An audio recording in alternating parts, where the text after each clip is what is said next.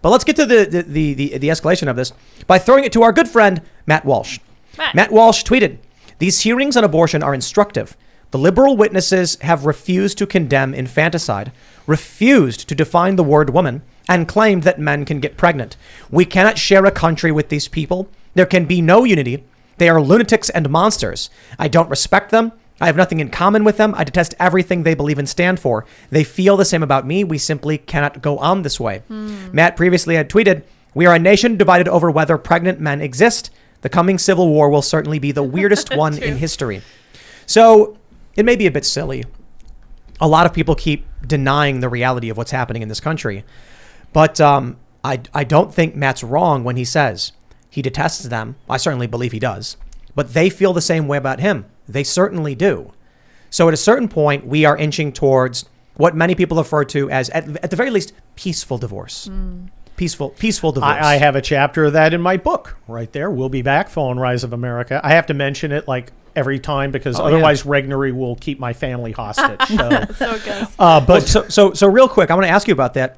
But we talked about this a while back, that abortion could be the moral catalyst like slavery was. And some people might not think so. Maybe not. It could be a combination of things. I think it's possible that we're in the bleeding Kansas phase of Civil War. That was the not quite. We're not shooting yet, but I do talk about bleeding Kansas. Aaron Danielson was shot twice in the chest in Portland. That's true. Not in a systemic way. I don't agree. I think the issue is when you look back at bleeding Kansas, this was an era where we didn't have the kind of communications or technology we had. So people are more tactful in their strategies for warfare, which is they're trying to manipulate people to gain public power and access to resources. And direct violence doesn't work as effectively, or it's not effective at all these days in most circumstances. So when you look at the past several years, when you look at the 529 insurrection, when leftists broke the barricades down in front of the White House, set fire to St. John's Church, torched the guard post, and forced the president into a bunker, and then the media defended it. I pulled up an article from 529. This was mind-blowing. And it said that the Democrats wanted an inquiry on the police actions. That's right. After the left firebombed a church and a guard post, and the president was forced in the bunker, the Democrats were like, we need to know what the police were doing. Well, and they did do that investigation. Right. Yeah. Well, and then you get January 6th, which is all of a sudden now it's the apocalypse. I feel that, look, for those that don't know, Bleeding Kansas was a territorial, it was Kansas. There was a civil war effectively within the state over whether or not it would be a slave state, and it never stopped. Bleeding Kansas didn't end. The Civil War just started. No, the Bleeding Kansas, I talk about in there, was essentially dispersed, decentralized cavalry units raiding various civilian outposts, and there were a large number of deaths. Look, you are right that the predicate condition does exist. That is, people in significant numbers accepting the use of intimidation and violence to affect political change. And we see that we even saw it this week with, I'm going to go get in Kavanaugh's face as he's eating a ribeye. Because ribeye is, of course, fantastic. They're in a tenderloin. And they get in his face. Now, if you can get in someone's face, you're not persuading him. You're trying to force him to go your way. You have left politics. You have left persuasion. You've left, the system. You're now using intimidation. So if you get in his face, where is the moral guardrail that keeps you from slapping his face to make him do it? And if that doesn't work, where is the guardrail that keeps you from shooting him in the face? So there was an assassin. And there was. There So was you an are assassin. correct that there are a significant number who are accepting the premise that you can use violence to affect change. Keep in mind, 50 years ago, we had a low-grade urban insurgency. We had the Weather Underground, Black Panthers, Symbionese Liberation Army, death to the fascist insect. Greatest tagline for a revolutionary group ever. And it was treated as a law enforcement matter. But there were bombings all over the place. Read Days of Rage. Bombings all over the place. A large number of killings. It was suppressed through law enforcement. But that was a very low-grade type of insurgency. When I talk about civil war, and I have two chapters. I discuss red against a blue government, blue against a red people, or a red government. There is a spectrum of conflict. But you are correct about the predicate, which is people accepting the idea that violence is an acceptable means to affect political change. And unfortunately, there are a number of people on the left who do that. I don't know how great that number is. Doesn't matter. How many people? It does matter, because if it starts getting 40, 50%, then you've got a real problem. How many people fought in the Civil War?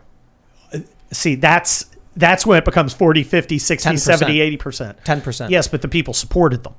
So who would fight though in our situation? Like, who would be out there fighting? So the question Well, is, We have like the depends on the Patriot scenario. Front versus Antifa with that's bleeding Kansas level. That Okay. is bleeding Kansas, and that is one of the things. Small, informal militias battling it out. What's the government do? Does We've the government been send in the seeing that. calf? Yeah, we have. But been no, seeing but that. not in large. We did see. Systemic. I mean, It does exist, But in bits and pieces, but it's not in systemic.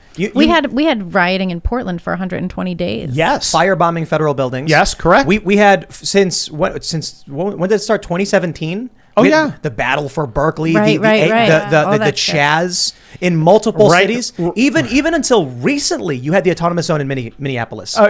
Look, People were shot and killed. They lit up a white SUV with like hundreds of rounds of 5.56 because teenagers were in it, and they heard a fake report on the radio from cops that white supremacists were going to come and attack them. look, there are the conditions are. I don't think they're In set Provo, for massive. in Provo, Utah, Right. I think Provo is a city. Yeah, they had the a shooting. BLM ran up a supporter, ran up to a car and shot a driver for no reason. Yes. these things they keep they happening. They exist, but they're not systemic fighting of the kind that we saw in Bleeding Kansas. But they could become it, and right now they're in urban environments where you have a unique set of conditions. You always have a DA who won't prosecute. You always have a weak government. You always have a police force that is unwilling or unable to take action. And interestingly, even when they were talking about sending in military forces, and I was part of the military force that suppressed the LA riots, so I have seen this in operation. I've seen it happen. I was part of it. You have governors who simply will not cooperate with that. So That's where it starts to get crazy. it does start to get crazy. We haven't got there yet. But my contention is we could get there. I'd like to take the off ramp and not get there. What's the off ramp? Yeah, what is that? Well, look, the obvious off ramp is to convince a critical mass of Americans to go back to essentially the rule of law and the Constitution. But they Can we do that? And they disagree with the premise of the Constitution. Well, how many do? We're going to We- find out. we Well, read- they don't talk make about this. assumptions. They talk about this all in school, right? Because Thomas Jefferson was a Well, slaveholder, yes. and so we have to disrupt Yes, the they do. entire And- foundations and- of the And they country. want to increase the number of people who have this disgusting Marxist critique of the Constitution. Yes. and And if they succeed, yeah, we're gonna have a real problem. And those I don't people know all if they get book succeeded deals. yet. What's his name? Like Ellie Mistal or Yeah, but that who guy? reads, who's gonna read Ellie? Well, he's Mistal's all book? over. He's all over MSNBC all the time. Yesterday- Who watches He is. MSNBC? A lot of people Weirdos, do, right? losers, and mutations. I don't know, but what they The should ratings do are is in go the get these are my these are the book. people All right. who you're saying we're going to be fighting, right? The people who Well, watch MSNBC. MSNBC's ratings are like 100K. It's like really abysmal, and then it's like people in their 60s. So yesterday, Cat ladies. Yesterday, I pulled up an article explaining the sentiment for Union support for the Civil War, and you know what the view was, at least according to this historical reference. The view was the Union thought the Confederacy had been taken over by a conspiracy of elites that were subverting the constitutional rights of the people, and that they had to free these states from an elite conspiracy. They That sounds familiar. believed that these elites were denying personhood rights. And I said, oh, that sounds like something a Trump supporter would say about today, that Democrats are subverting the Constitution, locking down churches, that they're denying personhood to babies. I was like, it's not one for one, but there's a parallel. The reason why I say Bleeding Kansas phase is not to claim that literally Bleeding Kansas is happening one for one, like it's identical. It's that we're in the escalation of conflict pre-Civil War, which eventually, it's the violence that occurs before a formal Civil War. And the reason why I say that, for one, everything we've already said, but my point is, we can't expect everything happening now to be identical to what happened back then for a variety of reasons. I mean, technology is one. The other issue is that we are not arguing over which states will enter the union and support a cause. We're talking about which states already do actively support abortion to the point of birth, or even after birth, like Virginia tried to do with Northam. Those states are already ideologically in those camps. So it's looking more like a Spanish Civil War, or maybe akin to... No, it's ideological. It's not geographic. But so you got phalangists against leftists. It's becoming geographic. Although I don't see us as phalangists. It's becoming geographic. Take a look at Minneapolis. So we talked about this the other day. There's a video you may have seen of the fat old dude in tidy whities twerking in front of the little girl. And a woman walks up to the little girl and waves and motions to the little girl, and the little girl waves. That happened in public, in full view of parents. They wanted the little girl to engage with it.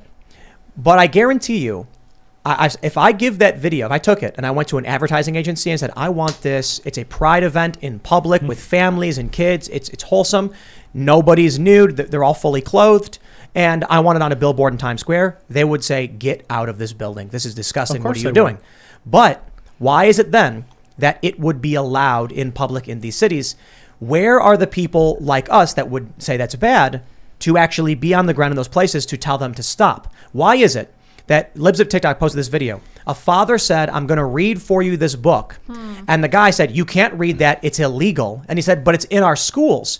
Why is it that these things are being allowed to happen? It's because the culture in these places has moved to a degree where they accept these things regardless of law. When the law stops being enforced, and that's what we're seeing. Oh, yes. Then eventually you'll see similar arguments we saw in the Civil War, which is, why are we party to a country in which the law is only enforced against us, but never against those who wrong us? You are absolutely correct. You're talking about the predicate conditions for civil conflict. And one of them is a dual track justice system, which we are seeing in spades. I mean, look at the J6 people. That's guys sitting in there in jail for a year and a half. Where's their speedy trial for their misdemeanors? It is unsustainable. Now, how are we going to solve it? Well, one way to solve it is political action. We either have courts that stand up and do the right thing, or we have elections where we take power back and, the next president pardons all these guys, or we go outside the political process. And outside the political process, which is where you've accurately pointed the left has gone, well, that can be really scary. And there is a continuum of that. There is a continuum of civil conflict. And and it worries the hell out of me because, as you know, I served in Kosovo, served where there was a civil war. We were in the ruins of it. And I would walk through ruined villages. And I remember one village, it looked like just blown down, just bombed down. I said, wow, told my Muslim interpreter, man, this is horrible. But I don't see any blast marks, I don't see any flame marks. And he said, no. The enemy of this town came here with crowbars and sledgehammers and literally disassembled this town into wreckage. Wow. That was the level of hatred. I was reading about the French Revolution, and I was reading about Robespierre and Danton, I think, you mentioned. And the crazy thing about it is that, correct me if I'm wrong, because I think you were reading about this, it was basically a bunch of people terrified of each other, thinking if I don't kill them, they'll kill me. It's usually what it comes to. I think Robespierre eventually turned on his brother-in-arms, which was Danton. The two of them together sparked the revolution, and then Danton just was like, hey, Robespierre, you're becoming too much of a cult leader. It's not about you. It's about the revolution. And Robespierre was like, I'm a better speaker than you, and you'll be executed. And then nobody would stand up to defend him. There's a quote I read. They said they cared less about their convictions and more about presenting their virtue. Oh, they were feared. That's like what's going on now. They feared that if they spoke up and said this is wrong, they would be condemned along with him, and he was executed for it. Danton was executed. And that's when I was reading into this because I saw a quote from, I think it was Plato maybe, where he said something, what's the quote? I tweeted it, that the penalty for refusing to be engaged is to be ruled by evil men or something to that effect. Yes. Yeah. And then I remembered the quote from Danton. What did he say? Oh, it is better to be a fisherman than meddle in the government of man. Or a poor farmer. I think he said poor farmer. Fisherman was it? But accentuating the poor, to be in poverty than to be meddle in the politics. And so I was like, pick your poison. Right. Do nothing and be ruled by evil. Meddle, get your head chopped off. And so I started reading about Danton and Robespierre, and it really, like, I read a cursory article talking about it, and it was really very much like these disparate factions it was a Mexican standoff. They were all staring at each other like, which one is going to be the one that tries to kill us next? So then they were like... Sounds like the Spanish Civil War on the communist side. Yeah. Because when they weren't fighting Franco's guys, they were killing each other. I mean, in Probably scores. why Franco ended up winning, right? Franco did. Yeah. Franco won right. pretty darn decisively. Yeah. And that is one of the problems of the left. When they're engaged, you've got to win or you die. For kind of the conservative side, they don't really want to be engaged, so it's not Forrest Cooper brought same- this up. He said that the people who are good at violence don't want to be involved in it, and that should tell you something. That is true. The guys who have seen it, who've experienced it, who are trained in it, are like, please stop, please stop.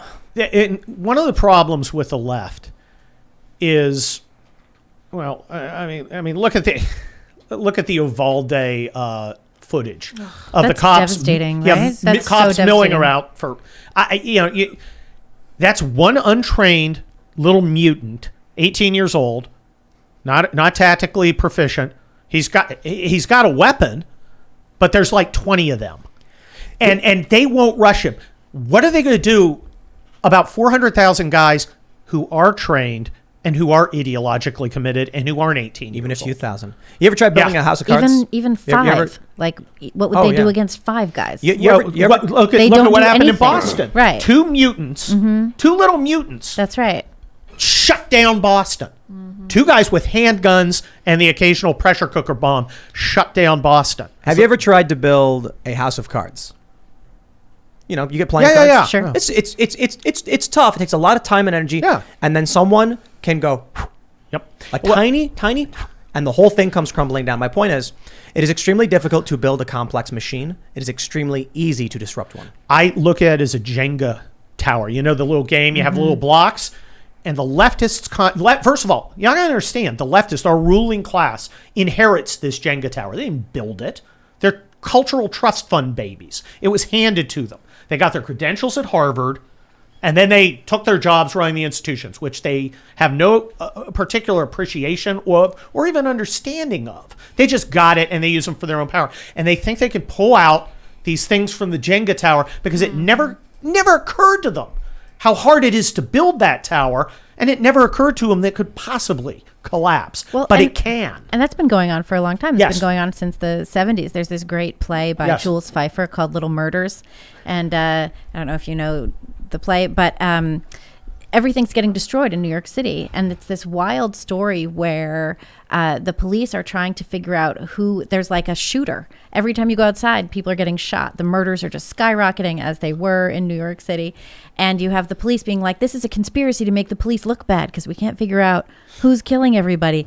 But one of the characters is finally just like, destroy, destroy, destroy. When are you going to find time to build? And it's like, all of these people have taken over the institutions. Camille Yes. Paglia talked about this as well. She said the real Marxists went out and lived on communes, and all of the fakers ended up in the universities. That's true. That's absolutely true. Do you think in the age of bug protein, they're not going to be able to get themselves a top sirloin? Right. I mean, They're gonna be able to do. Hunter Biden is always going to be able to get a top sirloin and a nice piece of ass. It's always going to be vitally important that Leonardo DiCaprio fly to Davos to lecture us on our carbon footprint. Thanks for checking out this segment from the Timcast IRL podcast. But if you want to check out the full show live, tune in Monday through Friday at 8 p.m. And if you want more special access content, head over to timcast.com and become a member. Your membership helps sustain this company, keep our journalists employed, makes this show happen, and you will get access to exclusive members-only segments of the Timcast IRL podcast, and there's a massive library to check out. So again, go to timcast.com or tune in Monday through Friday at 8 p.m., and we'll see you all there.